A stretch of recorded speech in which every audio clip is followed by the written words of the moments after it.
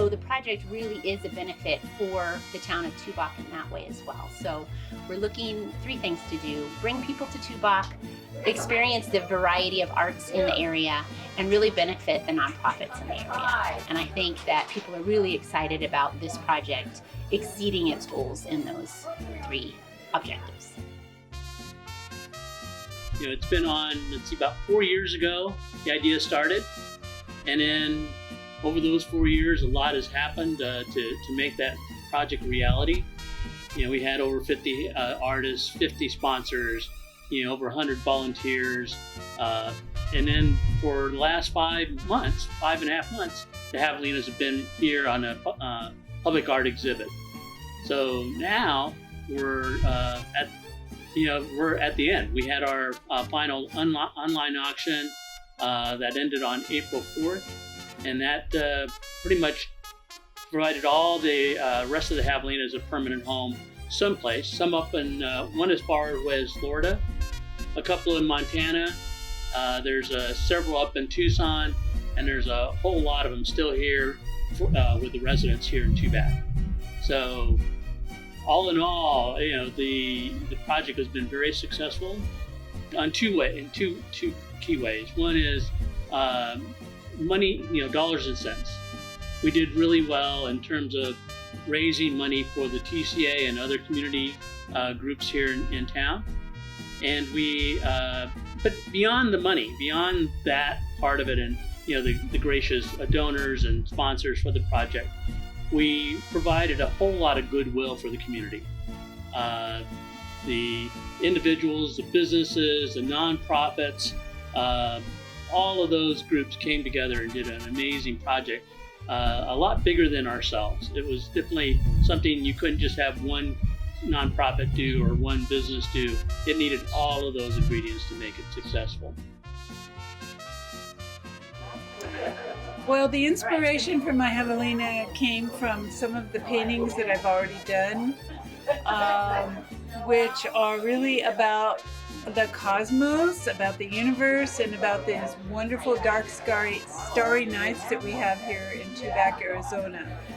I learned a lot of things about painting because I'd never really painted a 3-dimensional object before.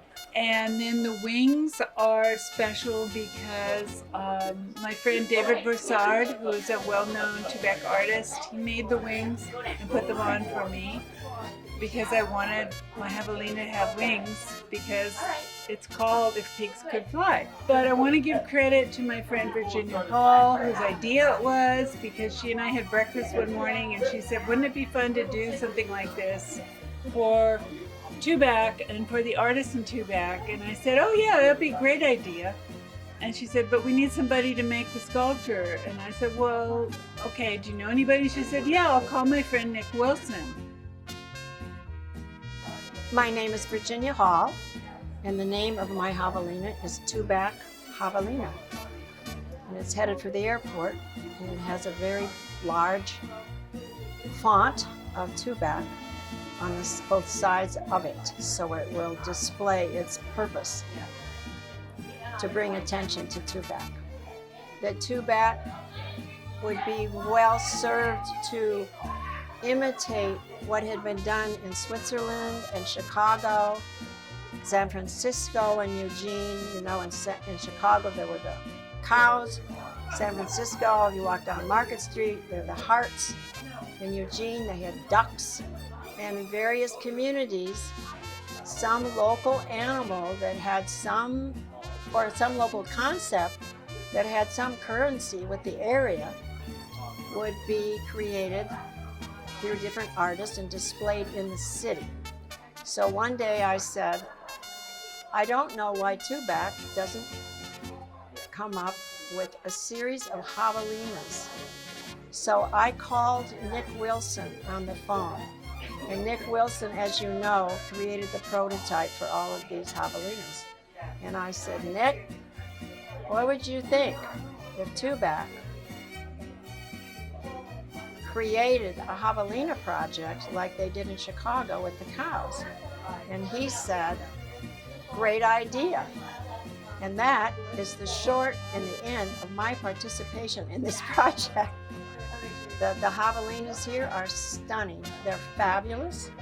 They represent the inspiration, the talents, the interests, the curiosity of all the artists. And it is really quite an amazing array of artistic achievement.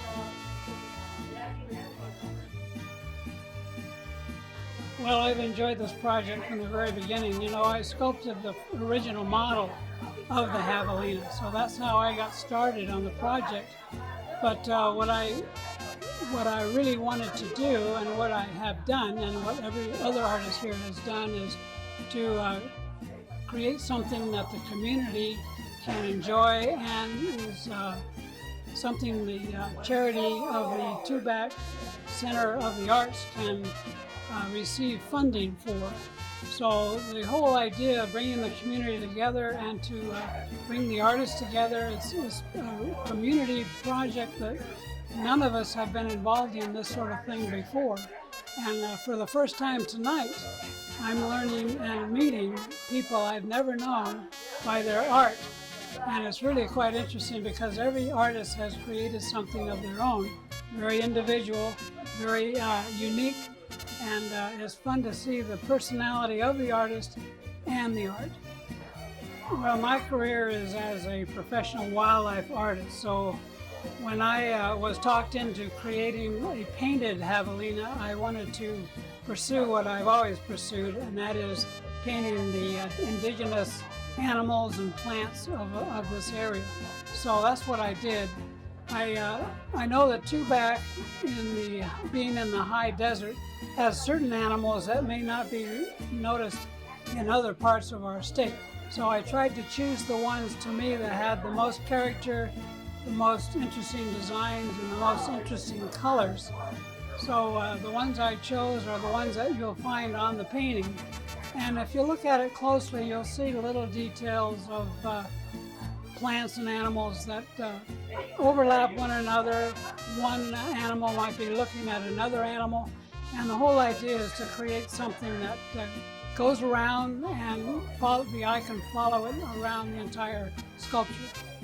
Conservation has always been a prime issue to me, and when I paint or sculpt an animal, I want it to be realistic and believable enough so that others who look at it might be influenced to protect and respect nature. So perhaps in the future, young people might look at my javelina, see the animals, and come with that conclusion that we need to take care of our environment as well as ourselves. Well, the most joy in painting the javelina really started from the concept that we as a community were going to be pulling together to promote Tubac, the artists, the well-being of all of us. It's really one of the reasons I joined Tubac Center for the Arts and came here from Northern Virginia to paint. I had been a former middle school assistant principal and didn't have time for painting. So my inspiration was to be a part of the community, which I love, and look for many opportunities to do that wherever I can. And I knew it was going to the airport. So I represented Tubac, the golf course, the best that I could, the artists, and our history. There's a mariachi in the archway, and Tubac is full of archways. So I was hoping it would entice visitors who come into the Tucson International Airport to come see us and find out what we're about. I currently am an artist in El Presidito, which actually was a historic location for many of the early artists. I always want to bring the community together, and what is it that we don't have available right now is a recording of making a tribute to the artists that came before me. And so I wanted to pay tribute to the people that had started the colony of, which is really in quotation marks, there is no such thing, but we artists seem to find each other. But the artists that came back in the 40s and the 50s and the 60s gave me inspiration to put this Javelina project together. what I want people to focus on are the names that are in each polka dot. And I did it in black and white because black and white is the highest contrast there is. And I wanted to highlight the names of the artists that came before me. I had to have a cutoff date of 2000 because I couldn't possibly write all of the artists' names that are currently living here in Tubac. But the emphasis of the three Javelinas is teaching children the history of art in Tubac and not to depend on European or Western art, but we have our own unique creativity happening here in Tubac, and that's what I wanted to promote. Also, because the home is the Presidio State Historic Park in front of the schoolhouse, I wanted it to be an educational piece. And so I want the children of Tubac to know who these artists were and what they contributed to the community to make Tubac the way it is right now. The base of my Javelinas have crayons and chalk. These are tools that the artists would use. I want it to melt in the sun. I want it to fade. I want it to fall apart because it's not permanent. And maybe in the future, somebody would be digging through what this was because crayons and chalk will no longer be available because of our technological advancements. Okay, so I wanted to keep that as part of the integrity of the historical piece. My Javelina, Helena Javelina, represents all the personal places that I've been because I'm a landscape painter. The environment here is magnificent and I respect it and I hope that we preserve it and that I show my love of the environment on this Javelina and that we do protect it.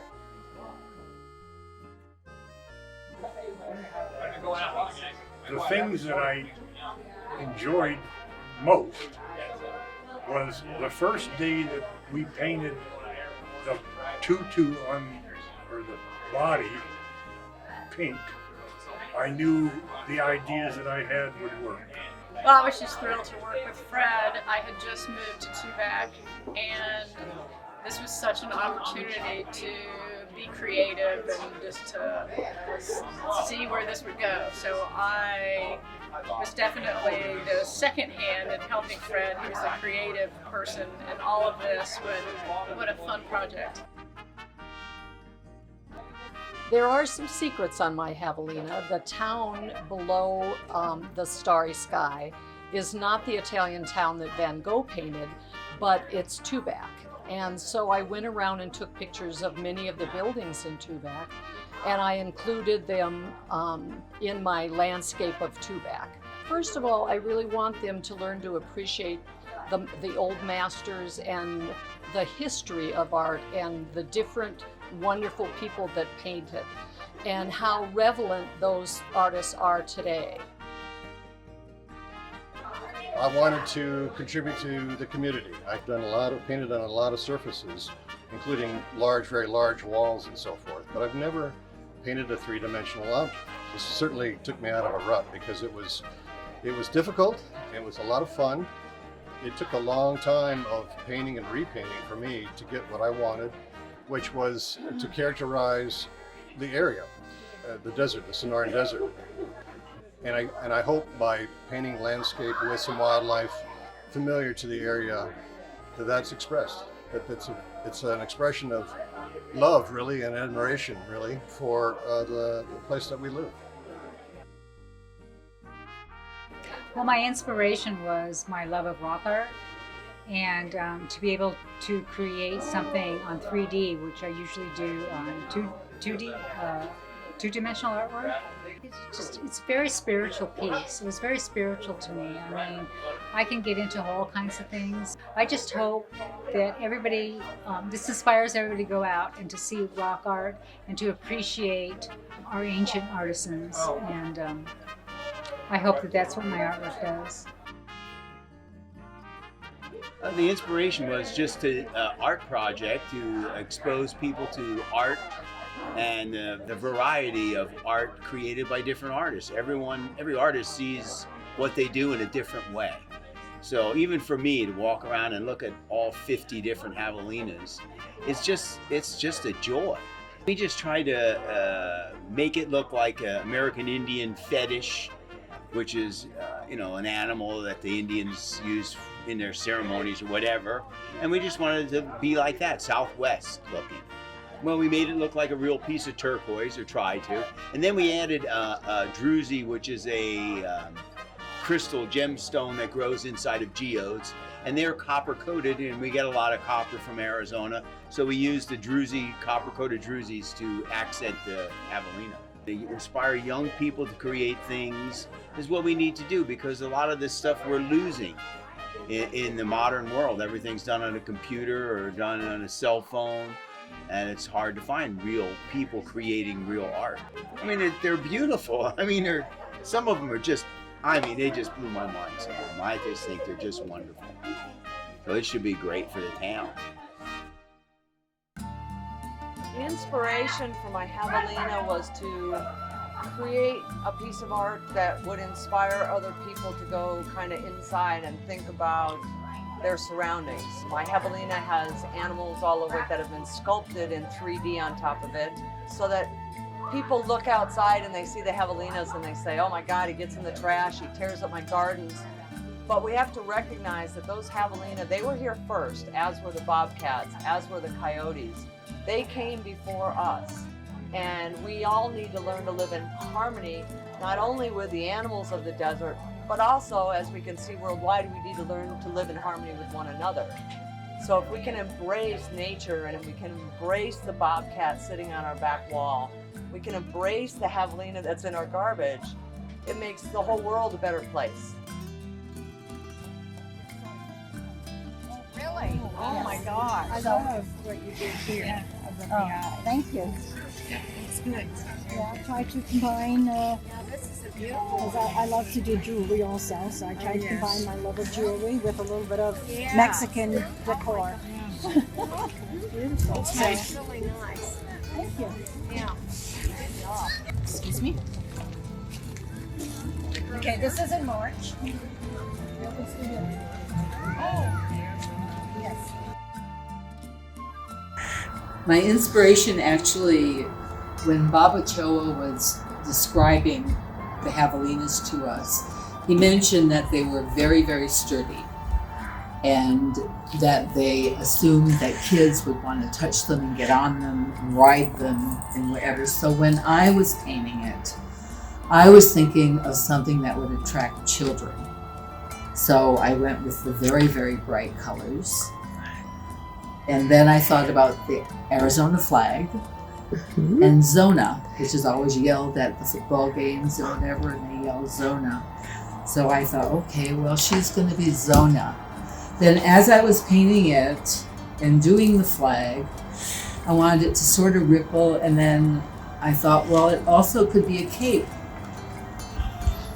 So it's going to be the flag, but she's going to be Zona superhero. I wanted it to be joyful and colorful, and I was in the mood to just have the joy of laying on beautiful colors, because my work is very colorful, but it's representational.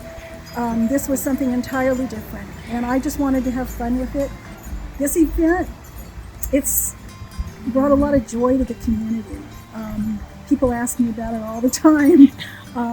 And so I think we all had a lot of fun doing it. It was a different challenge for everybody. And about mine in particular, I didn't name her. I thought that whoever buys her and keeps her can name her whatever they want. But she's just colorful, and I made flirty long eyelashes on her. So she may be funny looking, but she's got flirty, soulful eyes. Well, the inspiration was all my art buddies that got together in Tubac, And we were all excited to work on this new project. We were all excited and then scared to pieces because we realized that it was bigger than we thought, and we'd never painted a javelina before. But we all jumped in. I think Nick Wilson's original sculpture, which these were made into molds for us to paint upon, he put in so many loving details, like the curvy lines on the top. You know, it's not just a boring flat surface. It was very interesting to paint. And when we're used to painting on flat surfaces, this was a challenge to think of what would work on some curves. I'm always interested in historic vintage details for the same thing because they have such nice curves and shapes. And because I've been doing the poster for the car nuts several years, it was fun to put a car, because the title is a road trip. So I figured, well, a vintage vehicle, and then all the places you might see on your trip. The fact that we all were able to paint our hearts. Every javelina has such an expression of that artist. It was just so goosebumpy sweet. Alice is a combination of Oaxacan folk art and meets Lewis Carroll, which is the verse around the bottom. From The Walrus and the Carpenter, which is from Through the Looking Glass and What Alice Found There. I think that it would be good to remember that two people in love, after how many years, 26 or something years and several marriages prior, were able to work together to finish a creation.